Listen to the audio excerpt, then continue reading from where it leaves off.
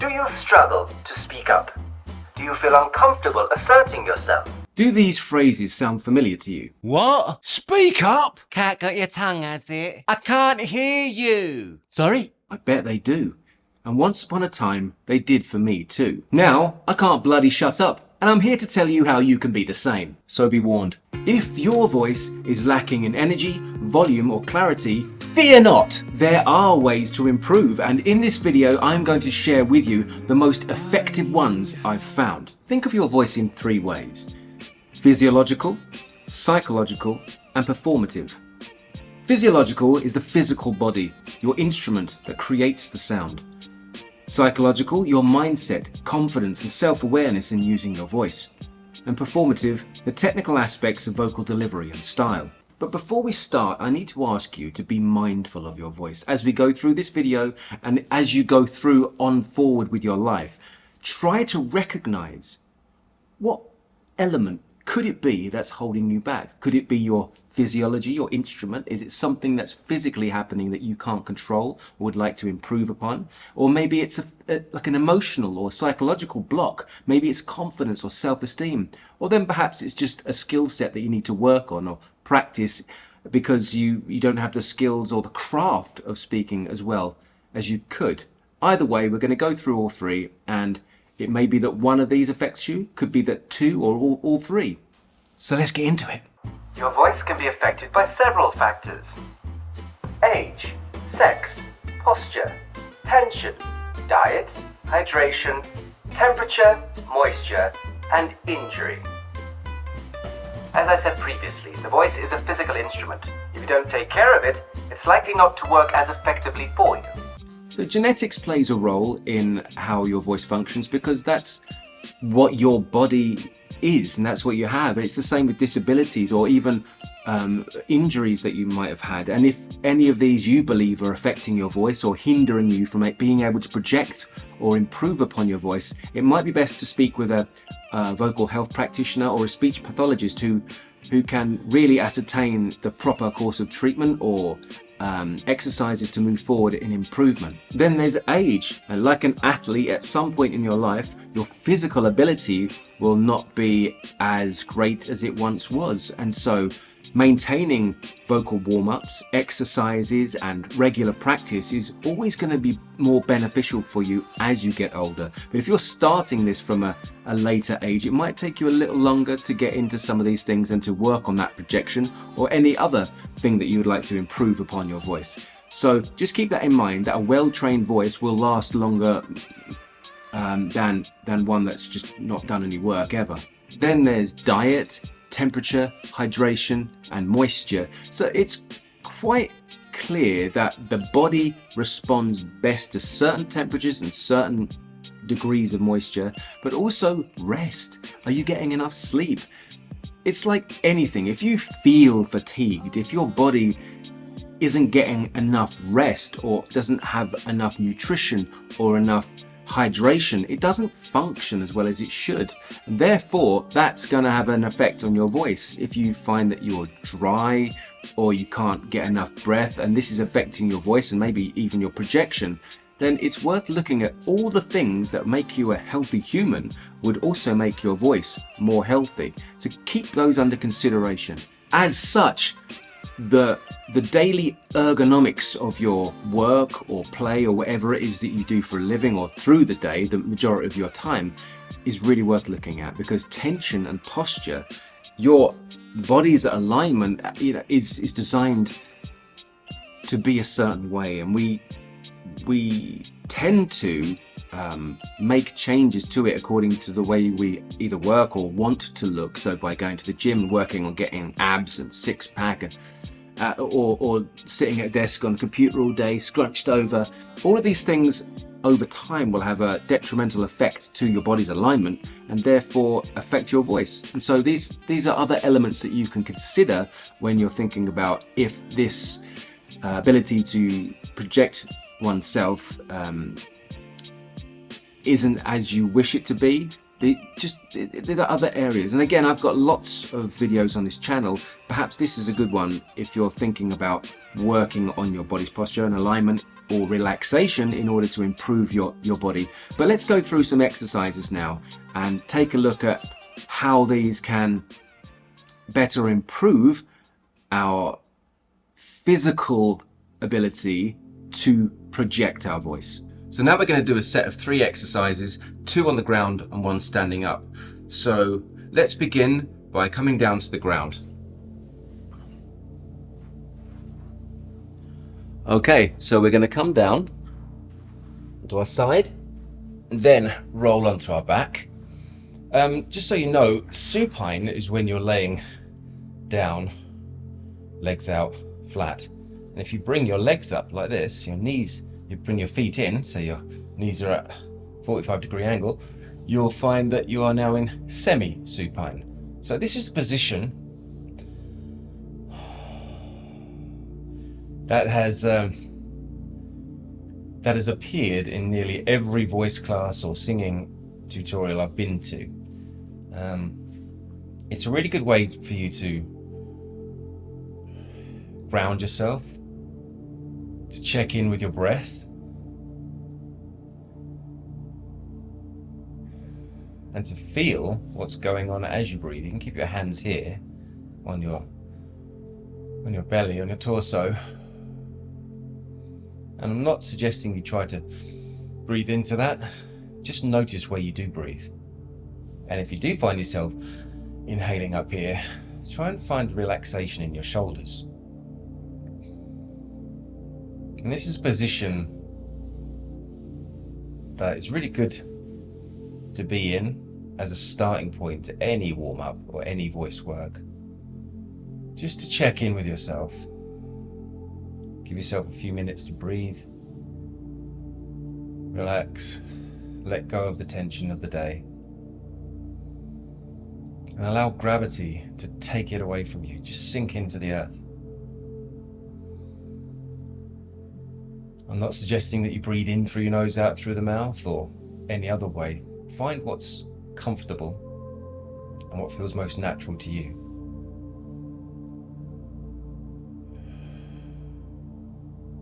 I'll give you a couple of minutes here. Just try and find, I think the aim is, without forcing it, to get your spine to lay across the floor. And actually by bringing your feet up, it actually flattens your back out a bit.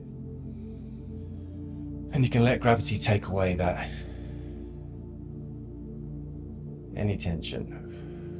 When you breathe out, it's a nice idea to imagine that the earth is pulling away your stresses and tensions. So let's have 2 minutes here and just breathe in your own time. Try and slow down. Let go of the day.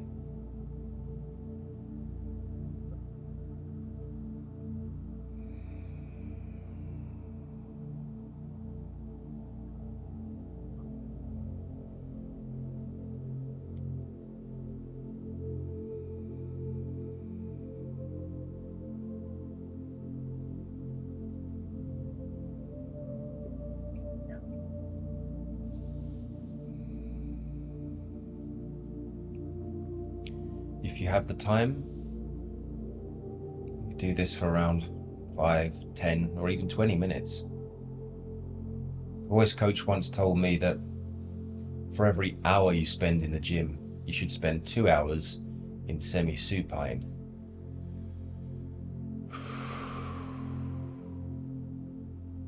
Of course, that was advice to actors and singers. But for any vocal improvement, if you're trying to get better, why not do what the professionals do, eh?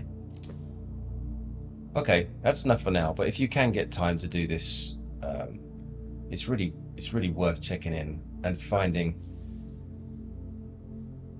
how you feel in this position. Okay, but when you get up, let's roll to the side and not just do a sit-up. Give yourself a minute there, because obviously you've been taking deep breaths as well, so that can go to your head and it can make you dizzy. So we just come then up gradually, then onto your knees, and when you feel ready, you can come back to your feet. So remember, it's always really wise when you've been doing some of these exercises to take your time in standing up. You know your body best, but if you're new to these exercises, you can be taking in more oxygen and it can make you a little dizzy. So just take your time. There's no problem there. So next, we're actually going to go down into a squatting position. So if you can't squat, if you've got really tight legs, then take a chair or kneel down if you can. So let's give it a go. Okay, so in this position, we're going to create an SCH sound. Try and get yourself comfortable, keep your belly relaxed. And as you breathe, you might notice there's a bit more restriction in your breath and it starts to want to move out towards the back. That's normal, that's great.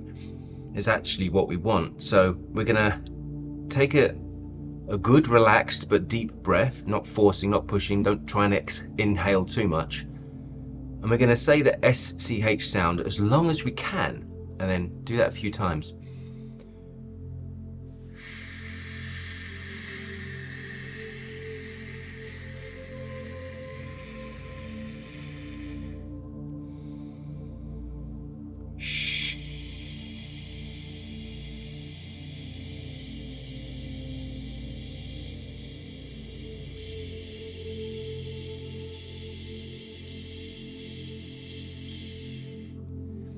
I noticed the second time round I did that much longer because I was controlling the air a bit more. I'm gonna go even longer this time if I can, which means it won't be so loud because we're not trying to project now. This is just an exercise.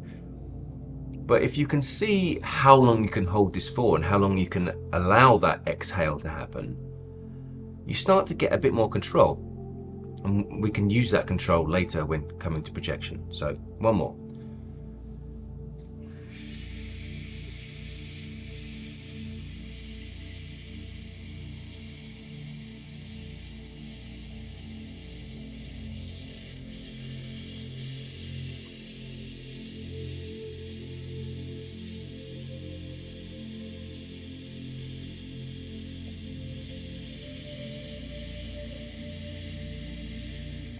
If you're still going, keep going as long as you can.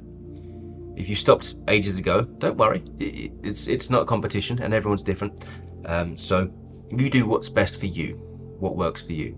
We're going to do the same thing again now. Oh, one caveat actually before we continue is that this can get uncomfortable if you're not used to doing this after a while. So please feel free to get onto your knees. But if you feel like you want to do the whole exercise on your knees because it's too uncomfortable on your feet, then you can sort of widen your legs and kind of lean down on your hands a little. But keeping your legs open here is kind of important because actually that's allowing a bit of space. Okay, so now we're going to do the same but with a Z instead of an H. So it's like a Z. So what we're doing here is actually connecting the vocal folds, so we're creating sound now. This is a voiced exercise. So I'm going to do the same thing again. Back up here like this for me.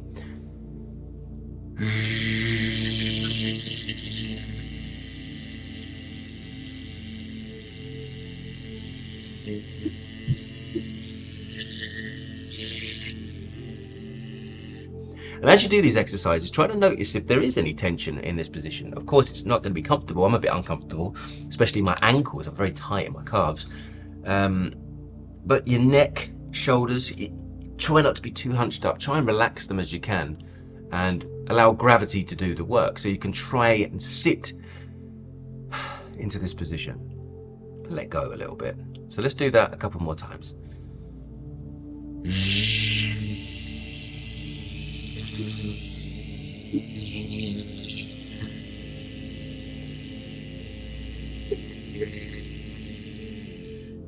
I felt like I was pushing a bit there, and I don't want to be pushing, so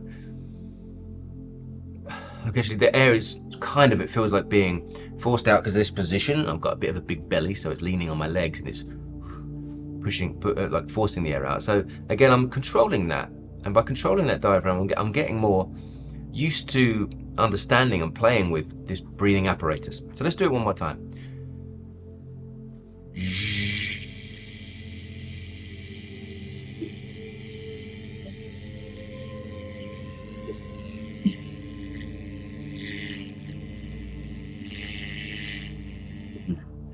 Okay, back onto your knees. And sometimes when you do these exercises, if they're new to you, you can get a little lightheaded. So don't stand up straight away in case you fall over. Take your time. And then we'll get up slowly and do the next exercise.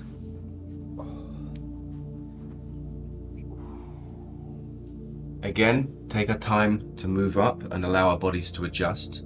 This next exercise, we're going to roll a shoulder back. Try and keep it relaxed so it's down, its normal position. Roll it back, and then we're going to take our arm, elbow, move that around by touching our shoulder. And then we'll take our whole arm, and notice that I follow it by turning with my body. So when I do the shoulder, it brings me with it. And then like this, and then the arm. You notice that I'm turning from the torso, I'm not just turning my neck. And if you do that movement, and allow your body to follow it, you'll find it's quite natural. And we're not pushing, we're not making it happen.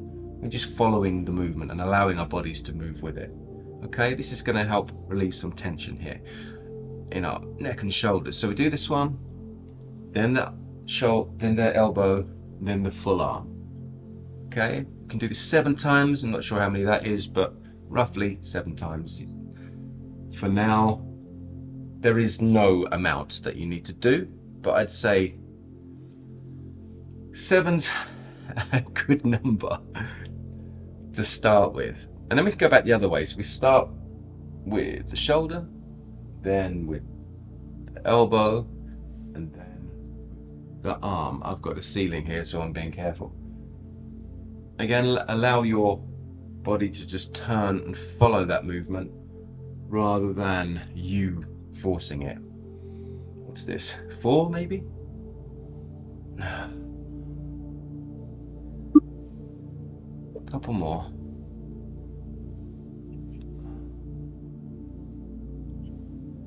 And all this time, you're keeping your knees unlocked and facing in line with your toes. So let's now go to the other side. Or do we go back first? Yeah, so shoulder, elbow, arm, shoulder, elbow, arm. And so with your breath, you're not necessarily connecting anything. You're just allowing your belly to be relaxed, your breath to be free. And if you can, also allow your neck to be free. We're trying to find relaxation in our body and gently ease out some of these tensions that we can build up through our daily ergonomics, our posture, exercises, just the day-to-day living. Let's go the other way now. Shoulder, elbow, arm, shoulder, elbow, arm. Keeping notice of that natural twist in the body.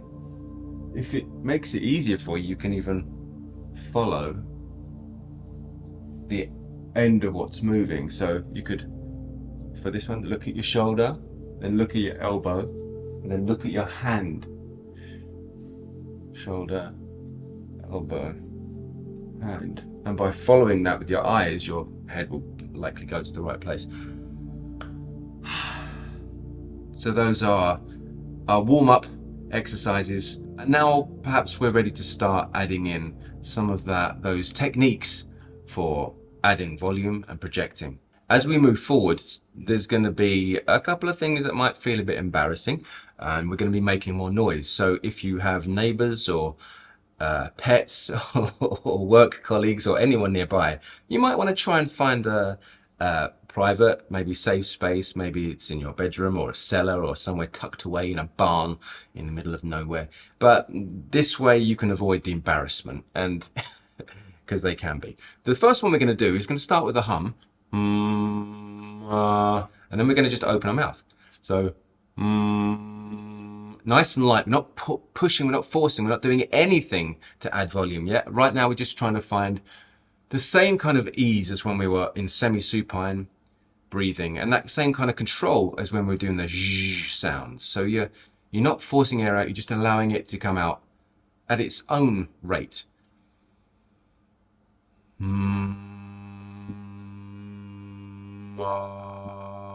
So when you find that you know you're relaxing, you're not pushing, that's when you open your mouth.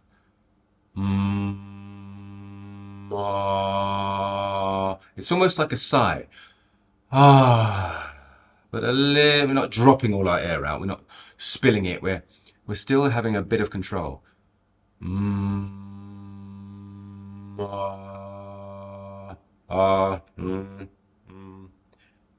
Try and feel if you've got any tension still in your neck. Keep your knees unlocked, belly loose, everything loose. You know, just try and find that ease of effort. We're not forcing anything. Remember, this is about projecting, but we're not shouting. Okay, so we're just allowing it to happen.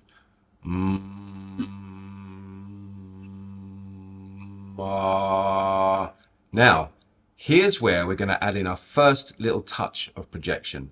We're going to be careful. We're not going to do it for too long. Again, it might be something you have to play with and discover for yourself how it works. But we're going to, and this is where it gets embarrassing, we're going to attempt a fart as we do it. All right. But we're not, I want to be careful in case you had, some, food yesterday or that might have upset your stomach, and we don't want to follow through. So what we're going to do is first engage our pelvic floor muscles. Now, for those who do yoga, you're going to understand what that is. But for those who don't, the pelvic floor muscles are the ones that shut off your pee and poo. So when you want to use the toilet and you then trying to hold it in, those are the muscles that you engage. This is a good one to do for some exercises, actually. But for this one, we don't want to actually accidentally open the floodgates. So what we're going to do is just hold that muscle. Just tighten it. Can you feel that? You tighten it like you're stopping yourself from going to the toilet. And then we're going to try and fart, which is going to be strange because we're going to feel it in our bellies. Here's what happens. We hum, and then clenching those muscles, we try to fart at the same time. So let's just test this out.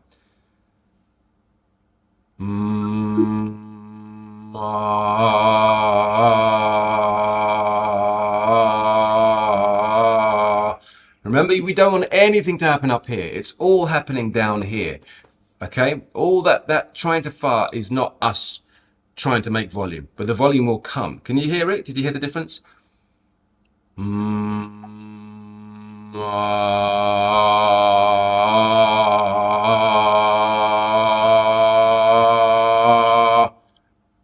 I notice my pitch go up there, so I'm going to try and keep my pitch down.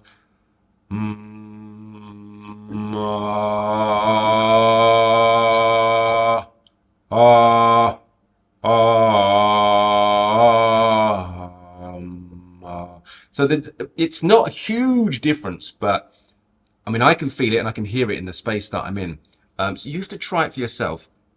There's no point recording this. This is just really for you to find what's going on when you tighten those muscles and then try to fart. Because that effort is actually causing you, if you're still being controlled and relaxed, it's actually causing a certain amount of pressure that's allowing the air to come out a little more forcefully, but we're not really trying to fart. We're not trying to squeeze it all out. We're just testing that. And another way we can test that is with this other exercise, which is laughing. Now, you can or cannot do the same thing with holding your pelvic floor muscles, but I'm going to do a laugh, and it's ha, ha, ha.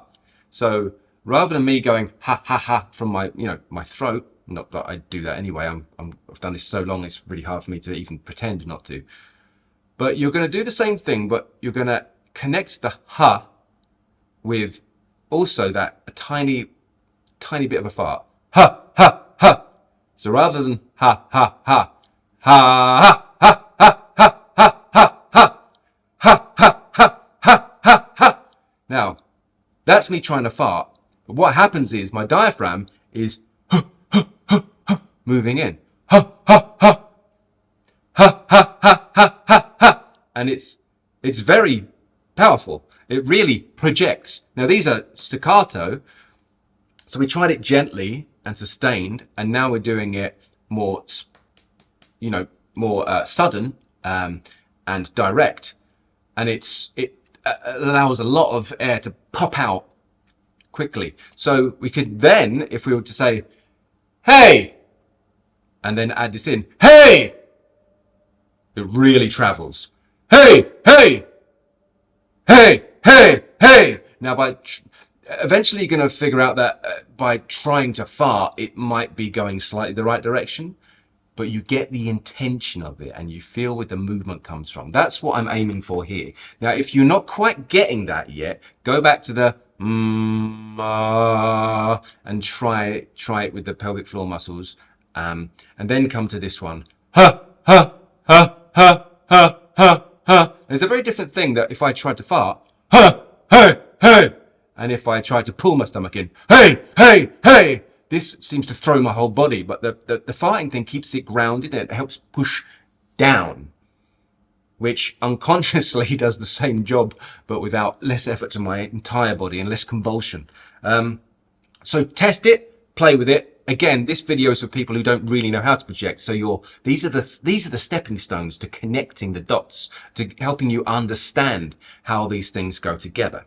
But again, how do you put this into a sentence, and how do you sustain this over a more longer phrase, if you like? Staying relaxed, keeping relaxed, belly relaxed, knees unlocked. Think of that sigh again. Just let go. And now I want you to just add a little bit of that same feeling in as the ha, but just extend it.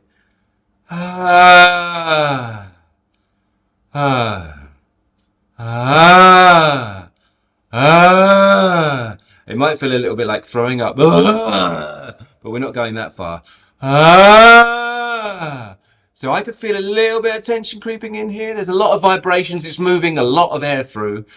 And so I have to be relaxed, because otherwise I could cause some damage. So we have to allow the air to flow and these vocal folds to be limber and do their thing without us trying to restrict them and control them. So that's why it's really important that we're relaxed. Hey, you! I don't know why I still like that. Okay, play with it. Okay, this is just the next step. And I do make sure that you understand each step before you move on. Okay? These are going to help you get there. And this is the quickest way actually to get there, is by figuring out what this connection is with keeping a relaxed belly and not doing anything up here. You can also move through the resonators once you got used to sort of engaging that muscle. When I had my first singing lesson, when I was 14 years old, I believe, or 15 maybe, I was taking lessons in rock singing. And the singer at the time taught both opera and rock. And he really gave me this, despite the fact that I developed, speaking issues later on. As a singer, I got a lot of confidence in my ability to create volume. So on stage I was fine, just wasn't fine in real life. But so what he did, and I really don't suggest this for everyone, but we're going to go through, I'm going to show you, because it might help you to connect this again and stop doing too much work up here. It can be quite powerful, so be very careful with it. But what you're going to do is get either like a poof or a chair or a box or some pillows or something that you're going to lay on top of your belly. So pillows might be the best thing. I'm going to use a soapbox, but let's take a look at that. This is a soapbox. It's a bit hard for this job, so I think pillows might do a better job, and maybe it's too high as well. But essentially what you're going to do is lay over it, so your belly, so it doesn't hit your ribs here. You can do this on a chair or a stool too.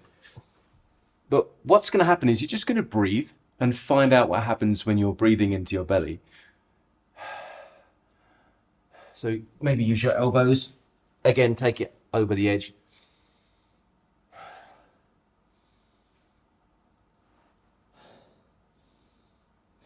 You're going to find it move you. You're going to find that when you're breathing into your belly like this, it's going to rock you.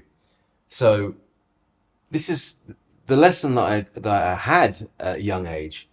I started to learn how to connect, to project, to make more volume, and connecting this breath, this diaphragmic breathing, with the out breath. So you've got to make sure that you're very relaxed here in your neck and shoulders. And we're going to just start this by sighing. So breathe in and breathe out. And you might find that you fall forward.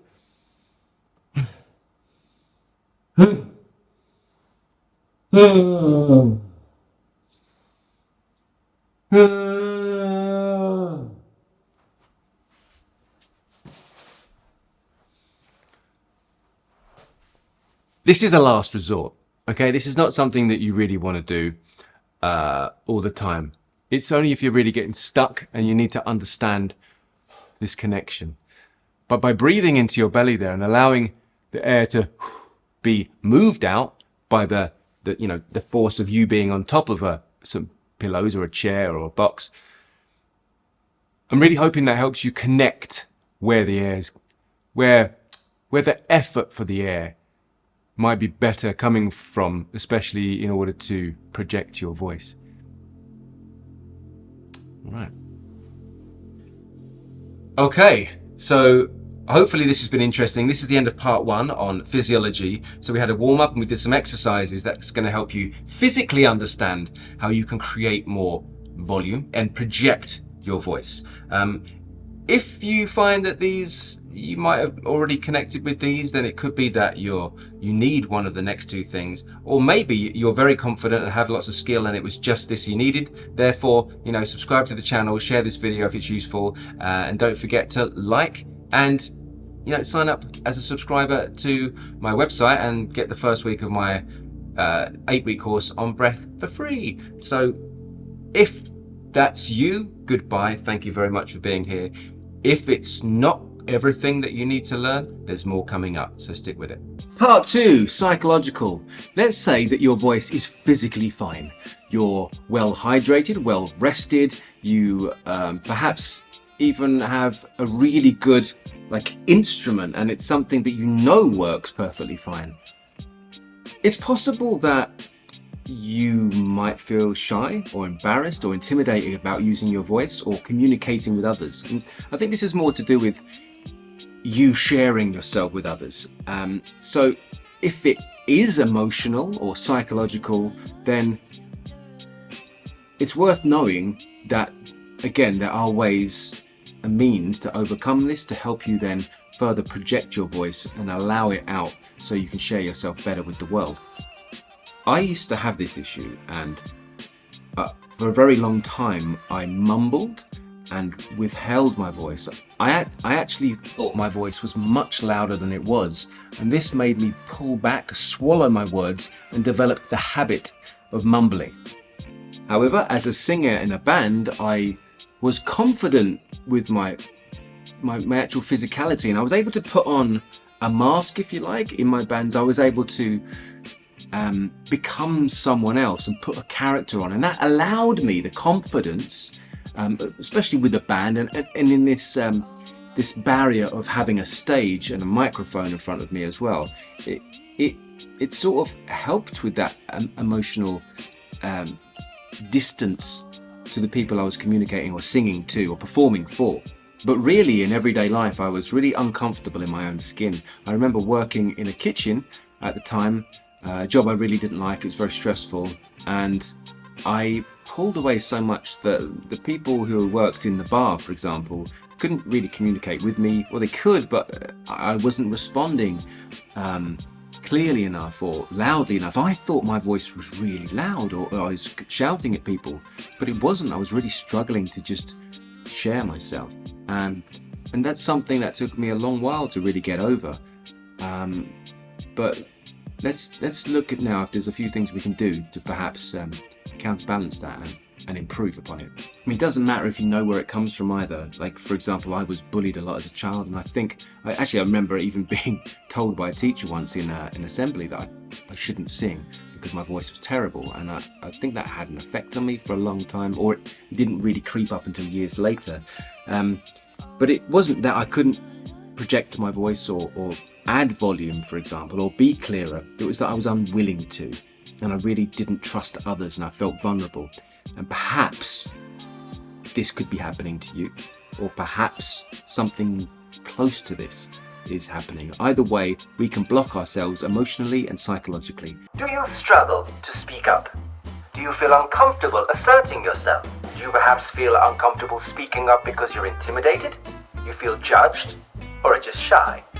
I call these psychological blocks, and if it sounds like you, here are some things you can try.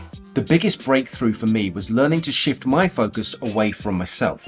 I was too focused on how awkward and uncomfortable I felt. I was stuck in my own head, overthinking everything and not able to communicate my message, which only made it worse. Find a space where you feel safe, where no one will judge you. Perhaps it's tucked away under the stairs, or away from your neighbours, or in a forest even. Just somewhere where you don't feel self-conscious about what others think. You might feel conscious about what you're doing and feel a bit silly, but you can learn to get over that much easier than if it's, the pressure of other people judging you. And that's what we're eventually going to do. And in order to do this, we're going to go back to the exercises from part 1, where we added the ha-ha-has and the farting in, and try and find some sentences like, do you have the time? But we're going to add them in with that exercise in mind. And of course, you're not going to walk up to someone very close and say, do you have the time? That's just a little bit unnecessary. But what we're going to do is just allow you to get out of your comfort zone a little bit more and push and actually try to have a bit of volume, because it's easier to bring back volume than it is for many people to actually project it. So by going a little further than you are comfortable, you're probably not getting as far as you maybe should. It depends where you are, how much you want to project. So adding a full sentence into that same exercise is going to help you develop the idea of sustaining a sentence or a conversation at a more projected volume. Say you have to speak in front of a large audience, or in a bigger room, or in assembly hall, or in a church, or wherever that may be for you, or outdoors even, at a marketplace, or in a field or a football pitch. You can use this in order to then project your voice. But we're just going to say simple things right now. It will feel awkward at first, but that's part of the reason that you're blocked, that awkward feeling. So get that embarrassment out of the way, and that's important. Feel the embarrassment, laugh it off, do it again. And once you get used to feeling stupid alone, you can start feeling stupid in front of other people. If it helps, find someone that you think is confident, or that you feel has a good voice, or is able to project themselves. And when I say project, of course, I mean not just through volume, but also through their presence. Find someone that you perhaps feel does it a good job of it. I'm not asking you to become them or act like them or copy them even, but I want you to imagine, again, as you're on your own, imagine that you are inhabiting their body. How do they stand? Where are their shoulders? What's their body like? Where are they breathing? How do they walk? What's their attitude like? And since you're on your own, try and have a little play at walking around, breathing like they do, perhaps parrot fashion the way they speak. Hey, how's it going out there? It doesn't really matter. The point here is to adopt a kind of, not mask, but a persona, an attitude of this person, and just see what it does to your body, how it makes you feel to stand like they do. Maybe they've got a big chest and they pull their shoulders back. Perhaps they don't. Perhaps they're crunched down, but they're just very solid and very grounded. Whatever it is, try and pay attention. These observations will help you further observe yourself as well, because once you notice what other people are doing, you become more aware of your own physicality, and perhaps if you've got a psychological block, it could be also in your body. And by changing your body and your alignment, your posture, and using the attitude of someone else, you might just unlock something in yourself, and it might not even be obvious to you. So play with that. That's a really good technique to work on. Practicing in real situations. Once you're comfortable feeling silly alone, it's now time to try it out in the real world. Find a stranger first and ask them for the time or perhaps directions. If you find yourself hearing What? or Speak up! or even Sorry? then now it's time to go back into practice mode. Adjust your posture and channel that imaginary person and then blurt it out. Who cares? They don't know you, so just try it. This is your opportunity to not feel judged.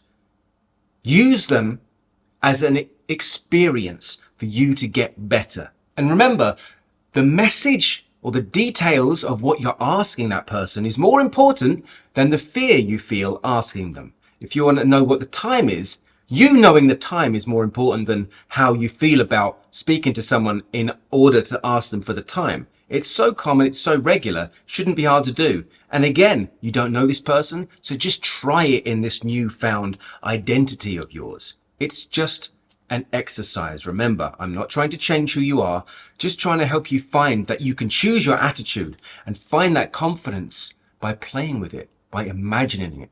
And remember, those feelings of fear that you have don't serve you. That's why you're here. And this is the next step. Part 3, performance. Let's assume that you have the voice and you have the confidence, but you still somehow can't project your voice.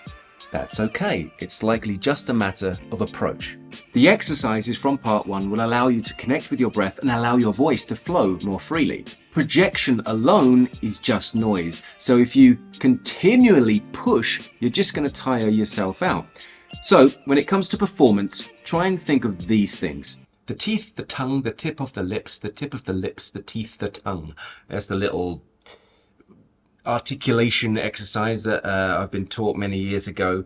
But it's quite important that if you feel people can't hear you, it might not just be volume. It could be the way you're speaking, and it could be the fact that you've got too much restriction. Perhaps you're not using your jaw.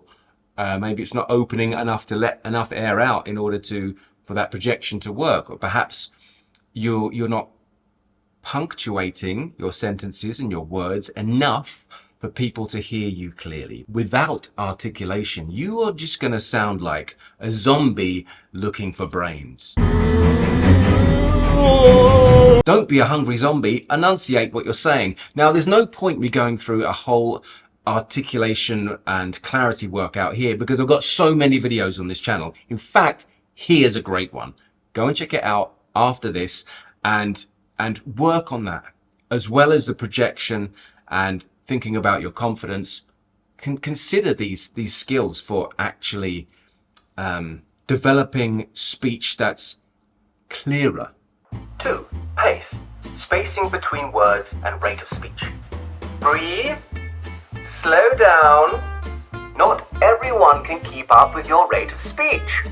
You're trying to communicate an idea, question, or statement, but if you rush, people may miss your words entirely. This is the projection of your thoughts. Being more deliberate, punctuating your speed, and allowing for natural pauses will allow for your audience to take in better what you're saying. Therefore, you will appear clearer and as if you have projected fully enough. Action. Being clear on your objective. If you ramble on, even at a good pace, your mouth will start outrunning your brain and you'll just end up talking. Take the opportunity to breathe and think about what you might say. Ask yourself, what is my objective? What am I trying to say? Who am I speaking to? And what am I trying to communicate?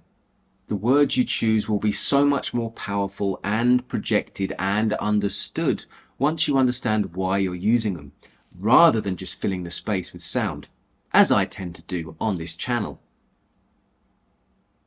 all the time. Pay attention. You're welcome. Okay, final thought. Final thought. Projection isn't just about volume. It's about clarity, intention, and purpose. Master these, and no matter how loud you're speaking, you'll project yourself, your ideas, and your voice clearly for others to hear. So thank you for getting to the end of the video.